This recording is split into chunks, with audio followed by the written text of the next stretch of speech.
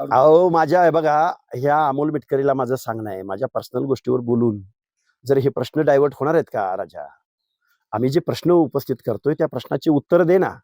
आणि या प्रश्नाची उत्तर अजितदादा पवारांनी एक श्वेतपत्रिका जाहीर करावी ना. मी म्हणतोय की या गावगाड्यातल्या ओबीसीच्या मंडळांना पैसे देत नाही हे अजितदादा पवार. हा कारखानदार आहे, चोर आहे, दरोडेखोर आहे अजितदादा पवार. 25 कारखाने तुझ्या बापाच्या घरचे पैसे होते काय? कुठनं आले पैसे? कुठून एवढे 5-25 कारखाने उभे राहतात? तू महाराष्ट्राच्या तिजोरीवर दरोडा घातला म्हणून तुला अर्थ खाता हवंय का? सत्तेत जायचं असतं तुम्हाला.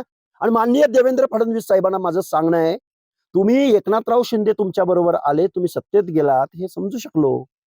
पण तुम्ही आज अशी काय तुमच्यावर आर्थिकता होती की या कारखानदाराला तुम्हाला सत्तेमध्ये सहभागी करून घ्यावं लागलं? हे न उलगडलेली कोडी आहेत.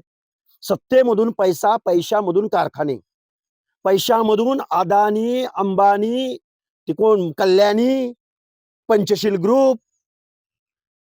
अरे बांधकाम व्यवसायात पार्टनरशिप, कारखान्यामध्ये पार्टनरशिप, सहकारी कारखाने खाजगी कंपनीनं मोडीत काढून ते विकत घेऊन इरेग्युलेशन वागून आरबीआय कडे एखादं खातं आहे की नाही?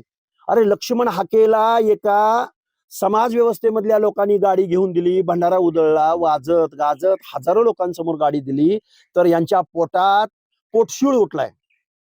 या अमोल मिटकरीचं मुळव्याध जागं झालंय. पण या लोकांनी 5-25 कारखाने कुठून पैसे आणले? बारामती ॲग्रो कंपनी, अनेक कंपन्या त्यांच्या. पवार फॅमिली समाजकारण राजकारणामध्ये आम्ही काम करत आहोत असं म्हणायचा त्यांना अधिकार नाही. त्याने अनेक शिक्षण संस्था, अनेक कारखाने या महाराष्ट्राच्या तिजोरीवर दरोडा घालून उभे केलेले आहे. सहकारातून उद्धार हे ब्रीद होतं, पण सहकारातून स्वाहाकार हे या पवार फॅमिलीनी महाराष्ट्राला दाखवून दिलेलं आहे.